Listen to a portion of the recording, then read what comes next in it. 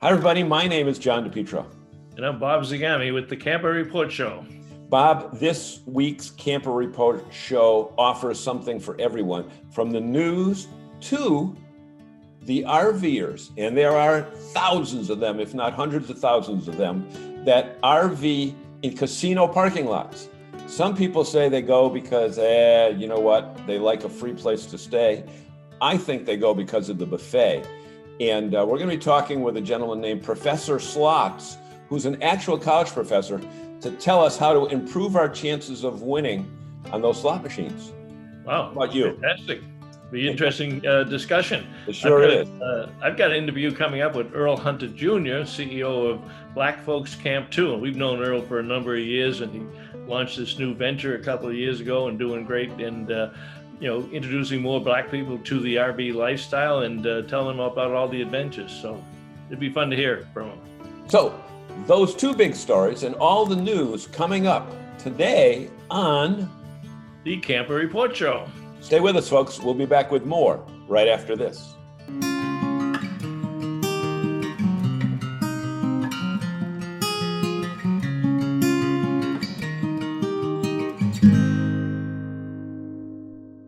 And welcome back to the news segment of the Camper Report Show. And my name's John DePietro, and my colleague Bob Zagami is with me right here. And Bob, there's so much news going on about acquisitions within the industry, not just from the manufacturer side, but on the retail side too. And the big news that hit this week is that Camping World has bought several properties in the Northeast, but two specifically that we're going to talk about tonight in Maine, in New Hampshire. Talk about what you know about that, because in your other life as executive director of the New England RV Dealers Association, you know a lot about this. Yeah, Camping World has four dealerships in New England now, two in New Hampshire, two in Massachusetts. And Marcus Lemonis has publicly stated that he wants to have a dealership in all 48 contiguous United States, because it's going to blend into a different type of an online sales system where people can order from anywhere, anytime, and have it delivered in their backyard. And he'll have support for them in all 50 states. So last week they announced the acquisition of Flag RV with two stores in Massachusetts, West Boylston, Mass, and Uxbridge, Mass. And they also own land in Connecticut and Rhode Island that they could build other Camping World locations on. And that's a 40-year-old dealership, right? 40 years at least. Yeah. And this week they jumped into Maine for the first time. They did not have any locations up there.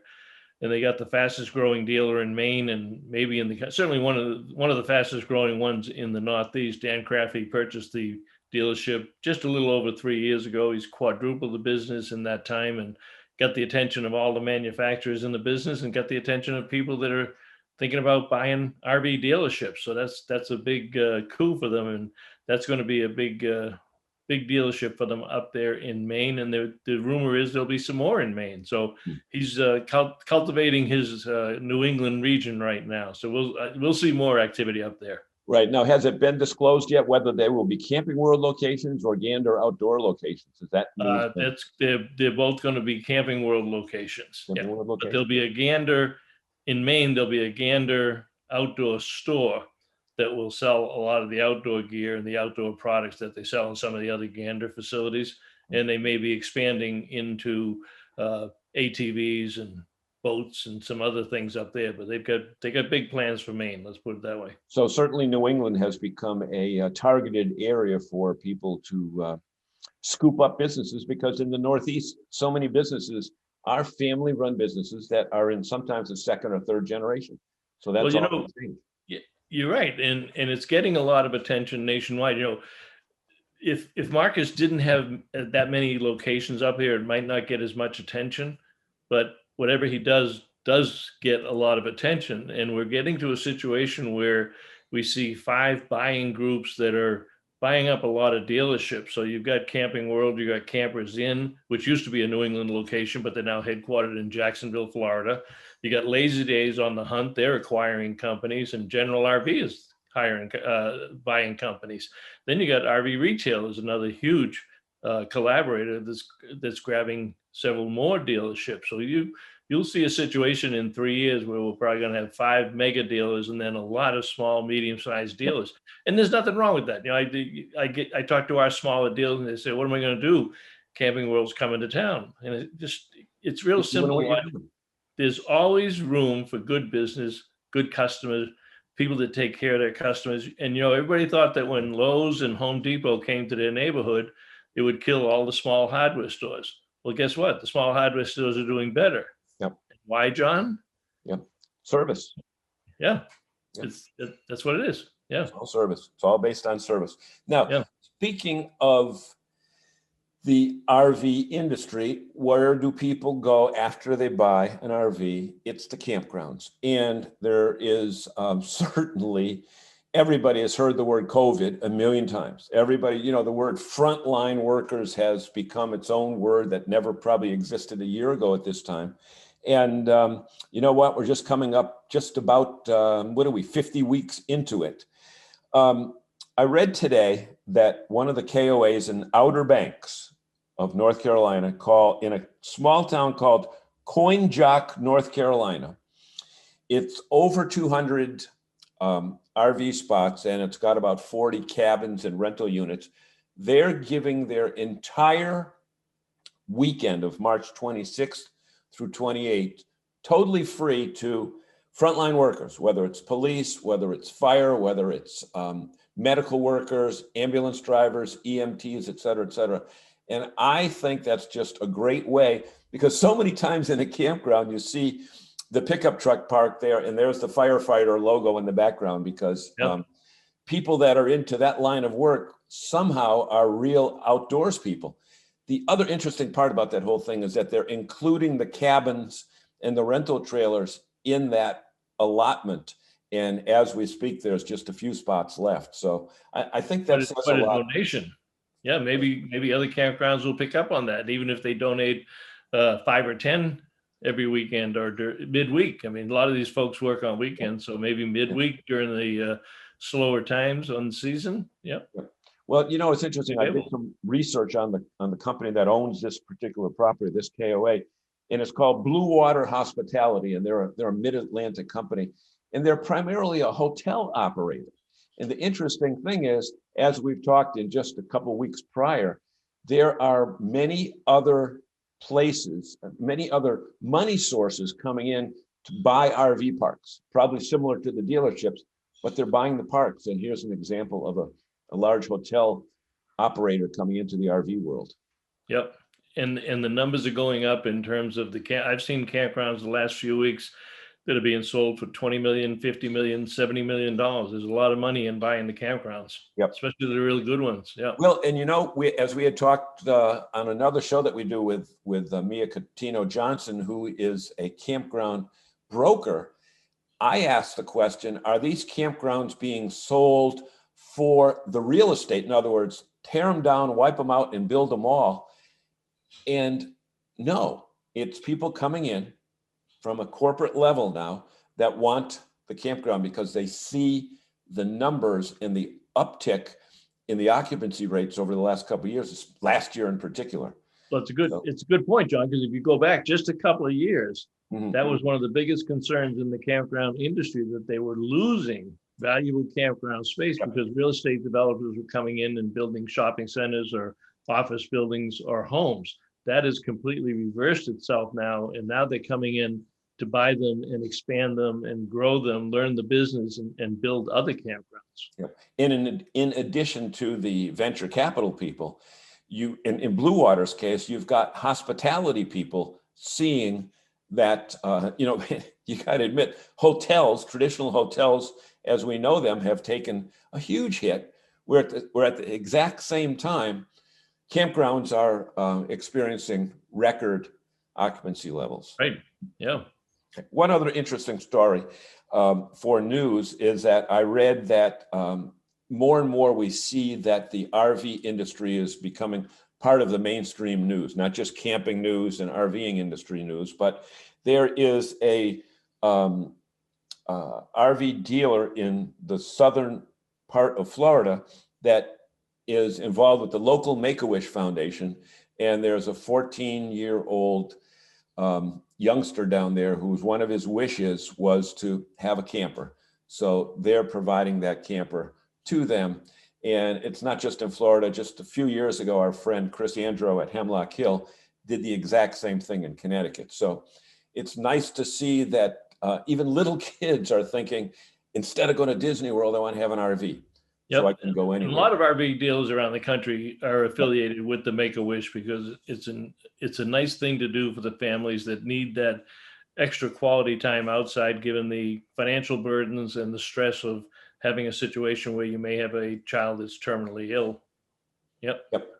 And you know, a sad scenario, but it'll be a happy occasion when this family gets that RV. The last story is Winnebago is being proactive in giving plant tours to its senators and its political representatives by taking those people out to Forest City, Iowa, showing them the impact that Winnebago has on the local economy. And I think that's very interesting. I know you've taken a plant tour out there as well, and it's impressive.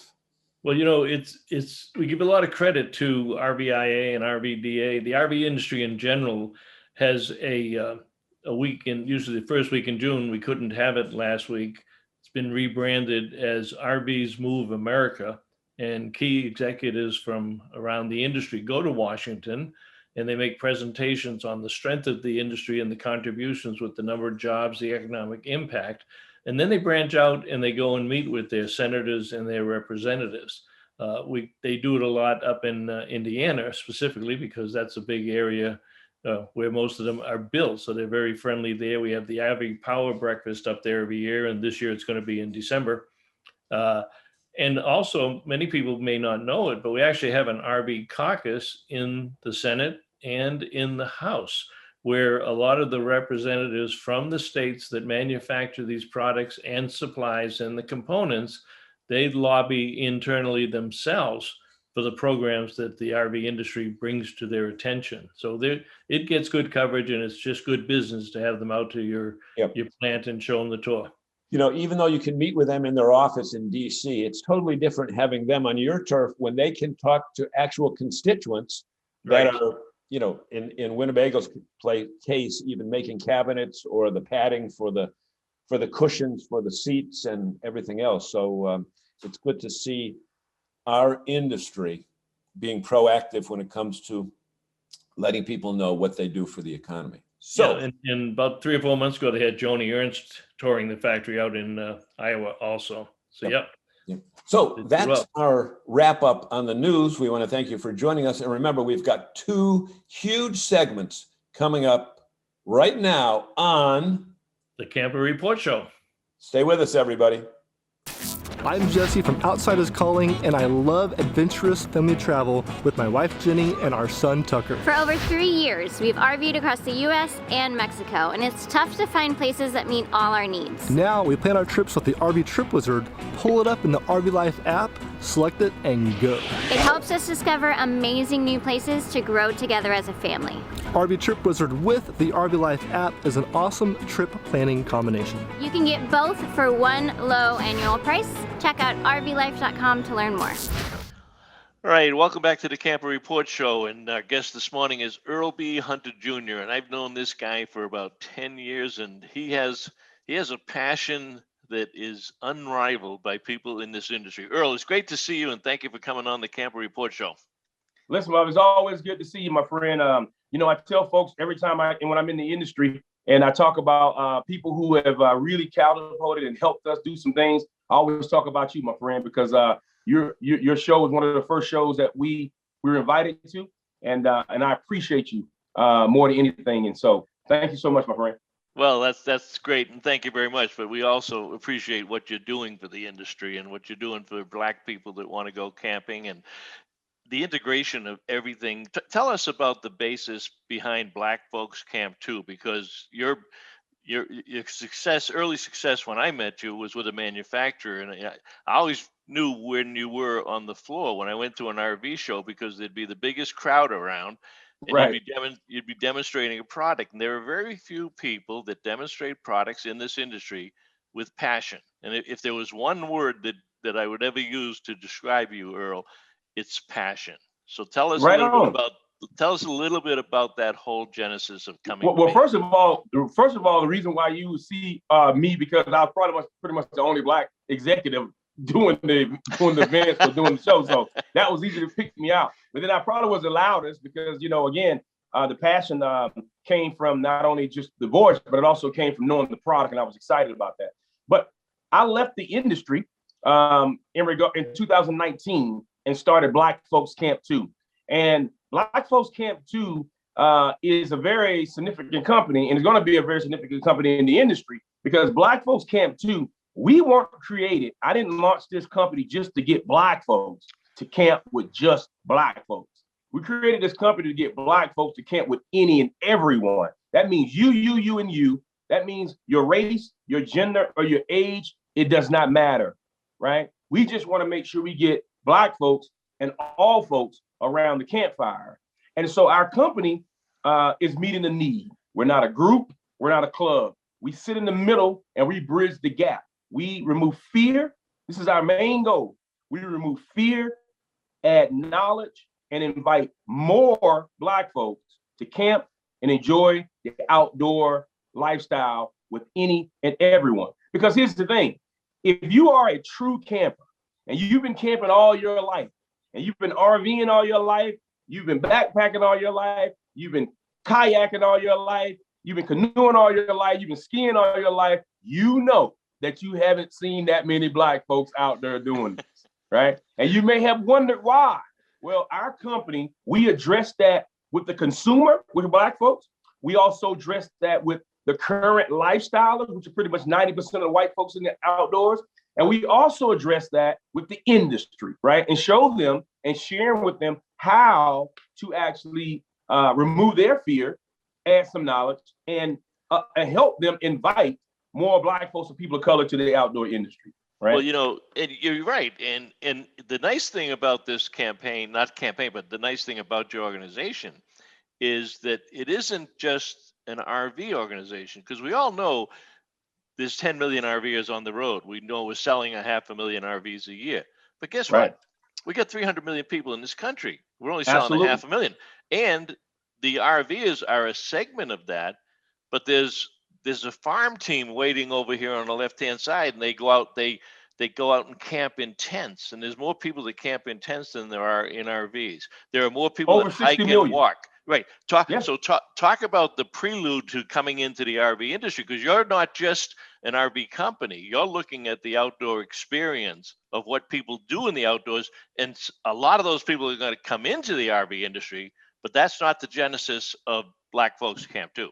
Not at all. So we right now, if you listen to what we say camp and enjoy the outdoor lifestyle with any and everyone. We know that Black folks make up 14% of the U.S. population, right? Yet we spend close to our spend is probably 1.4 trillion dollars, right? So we know there's a huge spending power, right? However, we also know that many of those folks may or may not want to purchase RVs. However, what we have to do is get folks in the outdoors, period, first, because many of the people who are actually in RVs right now, they started off in tents. They may have started off in different forms of recreation in regards to the outdoors. We're starting at the toenail of the elephant, right?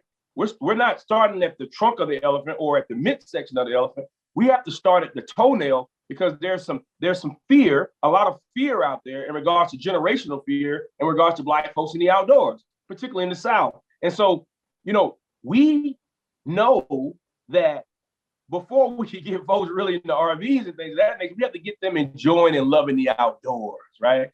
We have to teach folks that the outdoors is a place where you can get tranquility. It's a place where you can go and it helps your health, and it also helps your from a mental, physical, and your emotional. But at the end of the day, what we really want to do is get all folks, whether you're an RVer, whether you're a tenter, whether you're all those folks, we want to get you around that campfire, because we figure we get you around that campfire, right? We're going to have some amazing conversations. We don't worry about colors and gender and sex and anything else. We just outdoors and we enjoy it and we enjoy the company that you're with. I want you to go back though and tell the story about the year that you took Dylan across the country. And yeah, so we talk about this story quite a bit. You know, Yeah. I was an executive at an outdoor manufacturing company, and I had been driving across the country, driving the business. You know, really, you know, you take a company from $815,000 in sales and $17.5 million in sales in 4 years. You know, you are out away from your family, and I was away from my family quite a bit. And so my 7-year-old son, he said to me, I've been telling him I was going to take him to Mount Rushmore. As a matter of fact, I drove, I traveled close to 300,000 miles around North America, and I would drive past South Dakota a lot, right? And I never went to Mount Rushmore because I told my son, my 7-year-old son at the time, I would take him to Mount Rushmore. Well, fast forward, January, I believe it was January 2017, he and I took a 3-month trip around the country. But it wasn't just a camping trip, right? It was also a trip for me because I was selling their product to RV dealers, right? So I was teaching my son the work that I did, and I was also showing him recreation in regards to the campground. Because by the way, my son thought that I was out every week on vacation. He didn't know I was out working, selling product to RV dealers, right? And so he got a chance to see me work, but he also got a chance to see me at campgrounds and things of that nature. But one of the issues was during the camping trip we took, we only saw one Black family, and we saw that Black family in New Mexico. As a matter of fact, you talk about class and you talk about difference. I tell folks all the time, I'm a Good Times kid. I grew up in areas that similar to Good Times, right? The sitcom, but I live a Huxtable lifestyle, and these folks live the Huxtable lifestyle too in aspect of their vehicle. They were driving a huge motorhome. I mean, a new, huge motorhome, probably one of the biggest I've ever seen. And we were pulling a pop-up camper. But when we saw one another, it was like an aha moment, right? We were like, wow. And we had conversations, and that conversation led to the opportunity that we have today, right? It took me a couple of years after that to really resonate what we needed to do in regards to improve the industry, which, again, I never thought of more Black folks being in the outdoors as an issue. I thought of it being an opportunity, right? And so my son, now we talk about this trip. His friends talk about this trip. My friends who saw us take the trip talk about this trip. And those folks have now started to take their children out in the outdoors because of that trip. Representation matters, right? Yep. It really does matter. Yep. Yeah. And that was well publicized, but I'm more curious. You were out there with your son for 3 months, yep, traveling the country, and you see one other Black RVer. Right. What changed with your son from the time you left to the time you come back, and his perception of what RVing and camping was? Well, he asked the question, as we were traveling through the country side, he asked the question, he was like, Dad, we're the only Black folks out here. He made that connection, right? Because all the kids he was playing with, there weren't any Black kids. There weren't any people that looked like him. So as a kid, they don't really, children don't really see color like that, man. They don't. No, they don't. But the thing about it is, though, my son is a little bit different, though. He's a kid that we call his trail name is Old Spice, and the reason why his trail name is Old Spice because he was probably 7 at the time, thinking like a 13-year-old, right? So he had seen and heard and seen some movies, but he also knows that the folks that around him were different, right? And so when he finally saw a Black family, it was almost like they were different from what he had already seen, right? Yeah. Throughout the camping part. So it was very euphoric for him. And more than anything, it was good for him to see that, right? So he can actually know that other folks that look like him are out there camping. But my son now knows 2 things about that camping trip.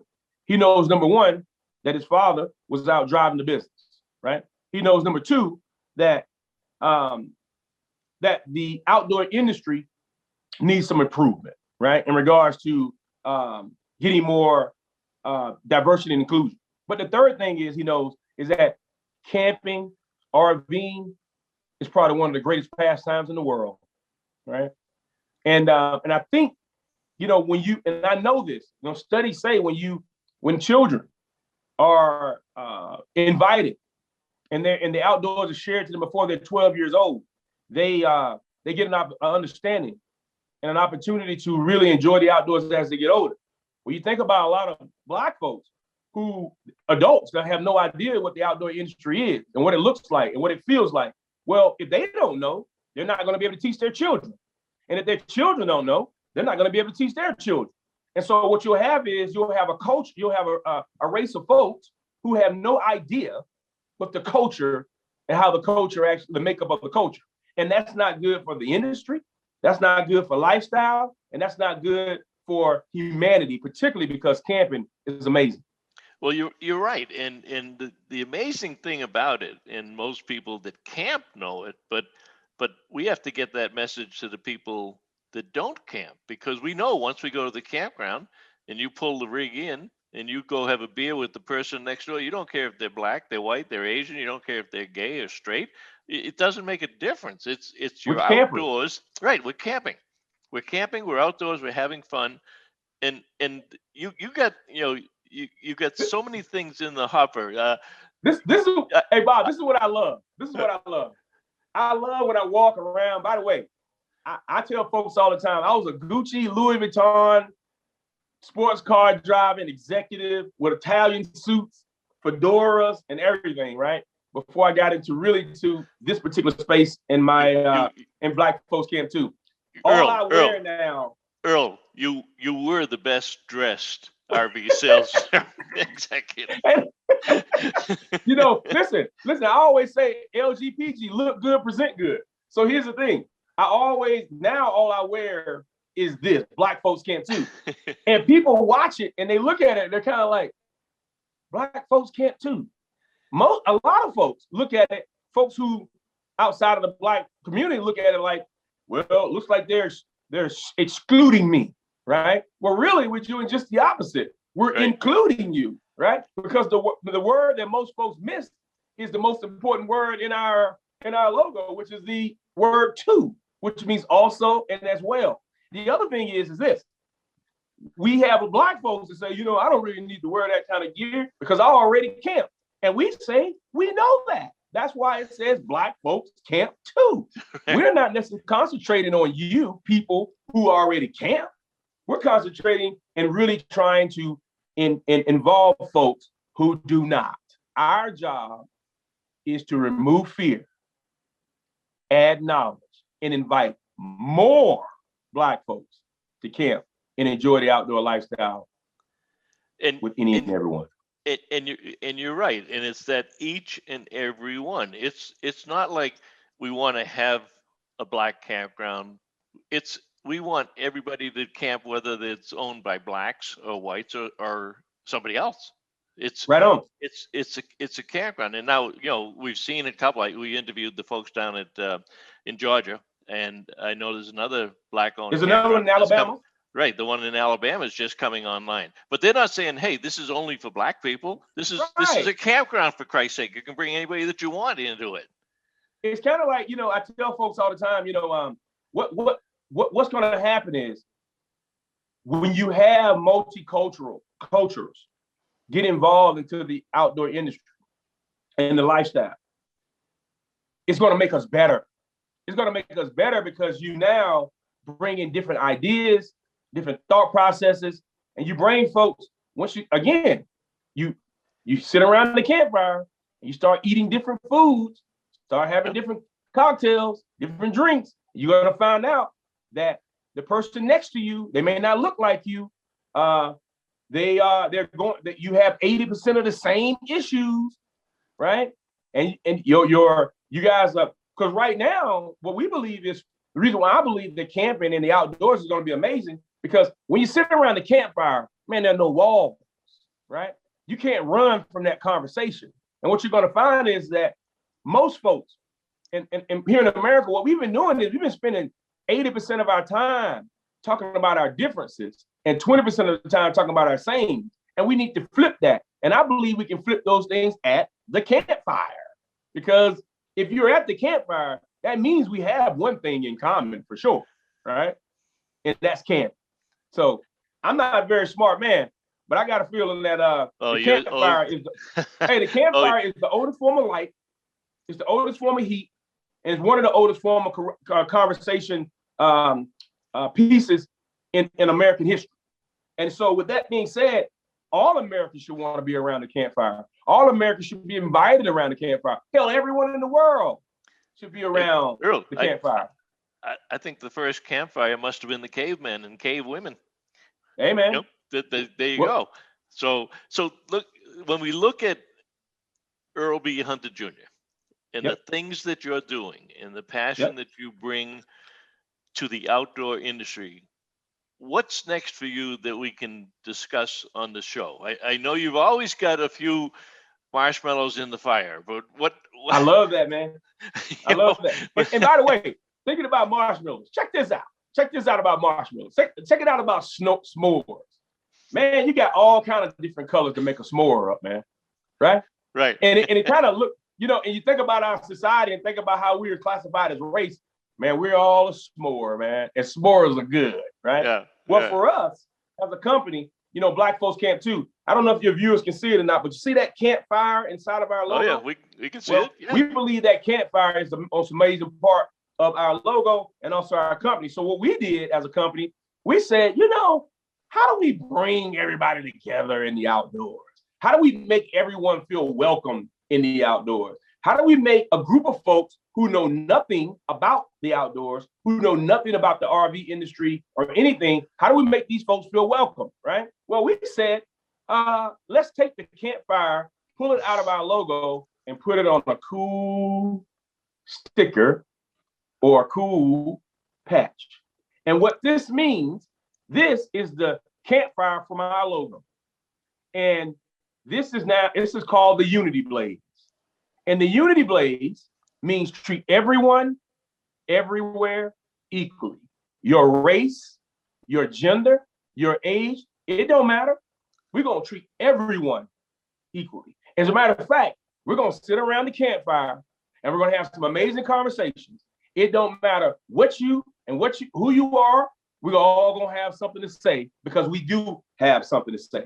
And so when you see this campfire, when you see this sticker on RVs, when you see this sticker on these flags waving at RV dealership, at campgrounds, you know that these folks treat everyone, everywhere equally. Now, here's the thing. A lot of folks will say, well, why do I need a sticker? Or why do I need a flag to tell people that I treat everyone, everywhere equally? Well, we figure if you treat everyone, everywhere equally, and you say that, you wouldn't have a problem with the sticker or the patch or the flag. That should be like a major plus for you. So, you know, sadly, we have to have symbols and stickers and things of that nature in our country. But hell, we got Black Folks Camp too in 2021. We shouldn't be around, but we are, right? Well, and so you're the inspiration behind a tremendous campaign. And it's an extension of your passion and what you've brought to the industry. And you know, you and I could talk for 8 hours, pal. But we do have a limit on the show. But I want to thank you very much for coming on, Earl, and delighted to see the progress that you've made, both with Black Folks Camp 2. But I'm really excited about this new campaign because I think you can see that on cars and boats and RVs and outdoor things. Again, it's not just about RVs. We're going to sell a lot of RVs with or without the campaign. What we have to do is get people outside talking to each other in a great environment that allows everybody to prosper, right? Brother, let me tell you something. BlackFolksCamp2.com is where you can get your patch and your blazers. You get your blazers, your patches, and your stickers. We're going to change the world. That's what we're doing, sir. And I appreciate you for giving me the platform to have this conversation with your viewers. And I want to tell you something, my man. You're a special guy, and I appreciate you. I do. Earl, thank you very much. We love you, brother. It's always great to see you. I wish I could see you more often. We'll put all that information down below. We'll put the stickers down below. Good luck with the campaign, and we'll see you down the road. We'll see you by the campfire. All right, my friend. All right. Cheers. Woo. Are you using Google Maps to guide your RV? Hey guys, it's Phil and Stacy from You, Me, and the RV. And we want you to travel safely and avoid those low bridges. With RV Life, your phone will become an RV safe GPS, providing turn-by-turn directions based on the dimensions of your RV. Don't buy an expensive RV GPS. RV Life has you covered and will keep you going in the right direction. Want to know more about RV Safe GPS? Head on over to rvlife.com and learn about the entire RV bundle. You'll thank us later.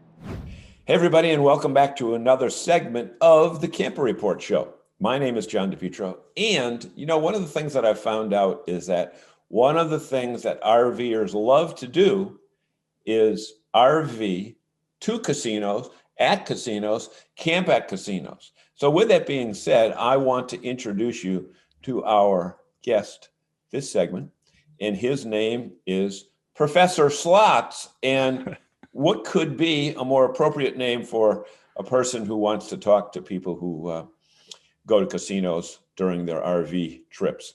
So, Professor, you do have a real name. Tell us your real name, and we can. My real name is John Friedl. People ask me, my father in particular asked me, why don't I just call myself John Friedl? But then nobody cares. So Professor Slots is a lot easier to remember. I have an odd spelling to my name. My father, John Friedl Sr., was disappointed, but John Friedl Jr. decided to make the decision to go with Professor Slots. And we should say that you are, in fact, a real professor. I am an adjunct professor at two different universities, and I do enjoy lecturing, so I will try to keep the answers short. Okay. So, there are people that say, you know what, I go to the casino. We RV to casino parking lots because they're, either economical or free places to stay. And we love the buffets, we love going in, but we don't necessarily gamble. Or there's that other person that gets in and immediately either heads for the table or the machines or whatever the case. But you know what? I think we want to satisfy both of those groups of people today.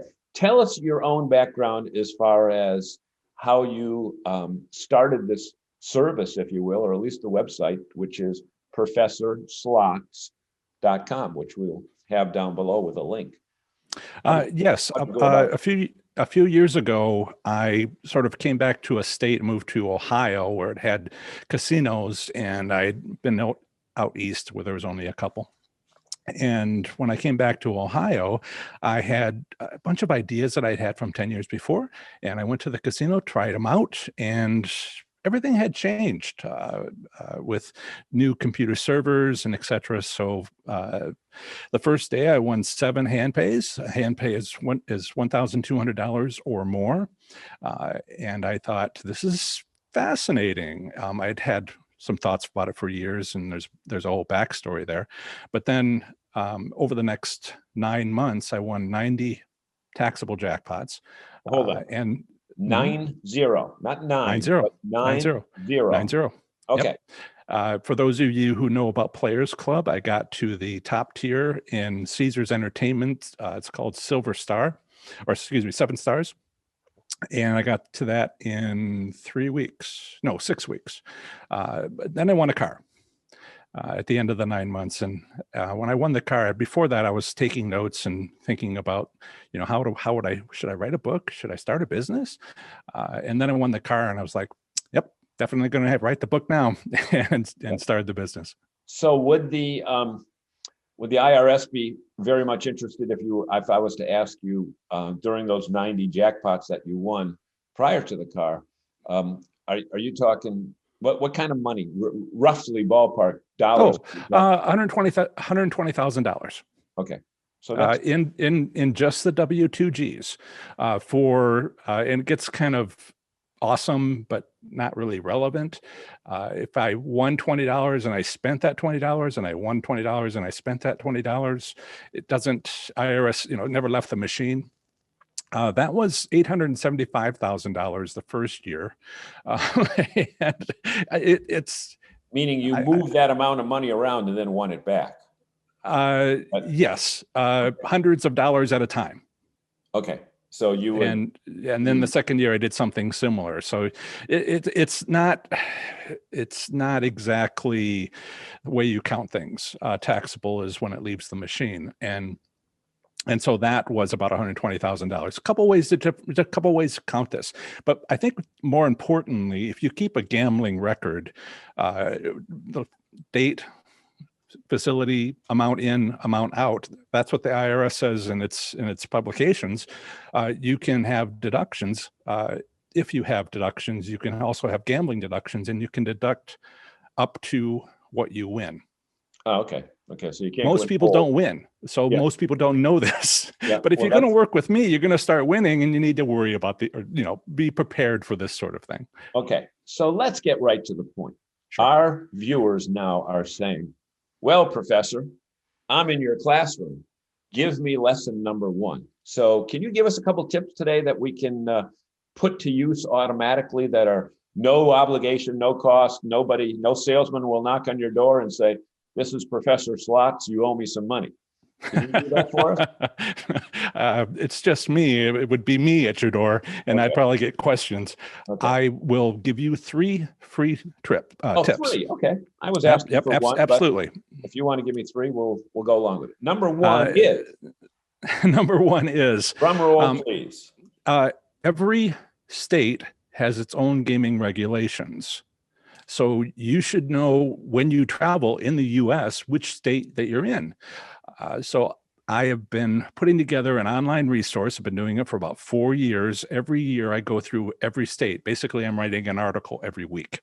So if you go to professorslots.com/ and then the 2-letter designation for your state, PA for Pennsylvania, okay. Yep. RI for Rhode Island, CT for Connecticut. Yep. If you go to professorslots.com/ those 2 letters, you'll go to my article, which I've written in the last year about what's going on in that state, including a map to all the casinos, any particular rules that are in place, how old you have to be, the whole range of things I thought would be of interest. And as RVers, you probably might have, your circumstances better than I, but you might have Wi-Fi issues. You might be traveling. So what I have is a YouTube channel, hello YouTube, but I also have podcast. So you can download my podcast episodes, and each one talks about one state alphabetically. So you can listen while you drive, or you can watch the video on YouTube, or you could read the article. So if you go to that link for your state, all 3 are there. Okay. And you can choose which one you're going to do. So that's my first free tip, is understand what's going on in your state, the state you're in. First free tip is do your due diligence. Well, you can try to look up everything yourself, but I've collected it all for you. Right. Well, that's what I mean. Your due diligence by going to your suggested location. It's an online resource for U.S. casinos. I've gotten a lot of positive responses from truckers who crisscross the country, who say that's just they're up, who knows what state they're going to be in, and they do this for professionally, and that's what they use. They listen to the podcast. That seems to be the easy solution. Okay, so that's number 1. Number 2 is the easiest winning strategy. Maybe I should have put this first. This is the most likely, most common way to win. I'm not trying to make people more lucky. I'm trying to explain how to take advantage of the casino.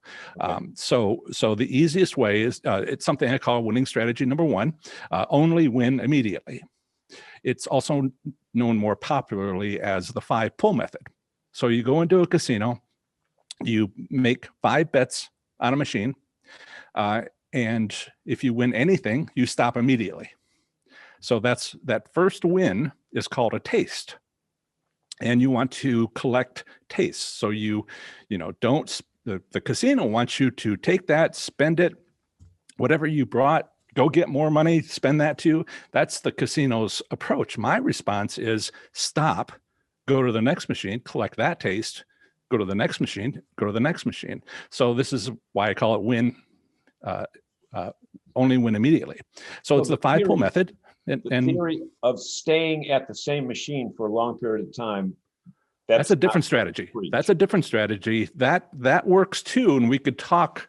But the one that works at 1 out of every 4 casinos is my winning strategy 1. I will give you a link to all 7 of my winning strategies, but some of them are like come in at 4:30 in the morning, the day after a holiday, stuff like that. We could talk about those if you want to, but I'll get you started with the one that's simplest and easiest, and you can do it on your way to your buffet.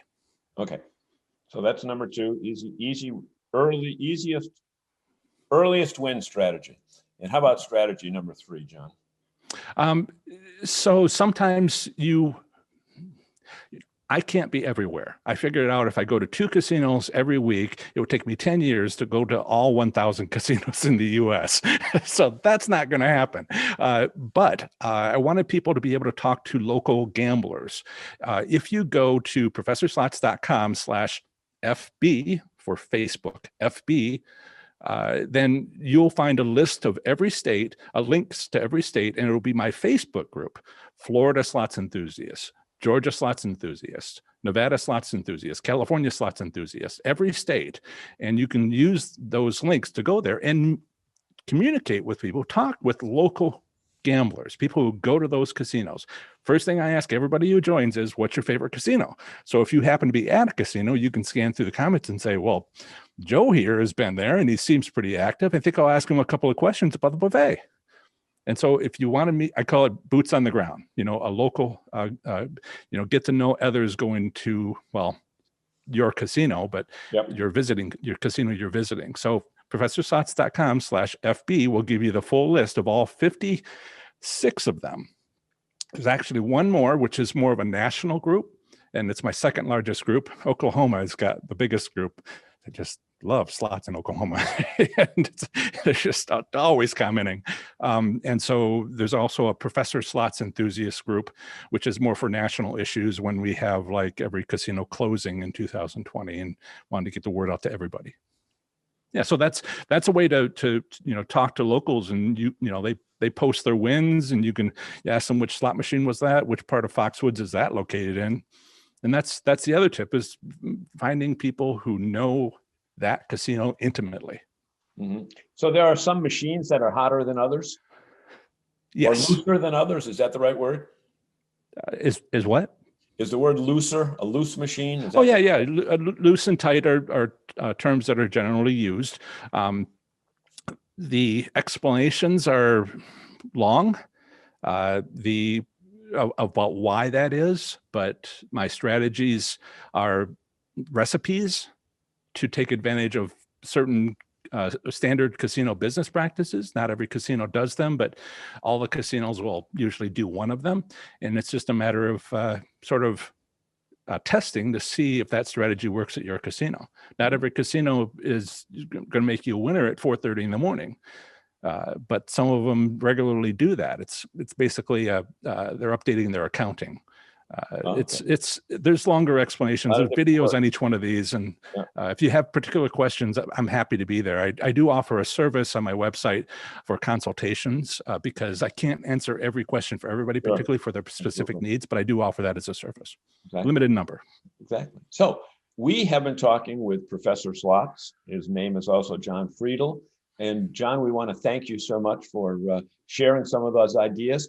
And we want to let our viewers know that if you have the opportunity to look at John's offerings and try some of his techniques, send us an email. Let us know how he did. I know, John, you have much testimony from prior readers. And send me an email, send John an email. Any questions you have? I'm very active.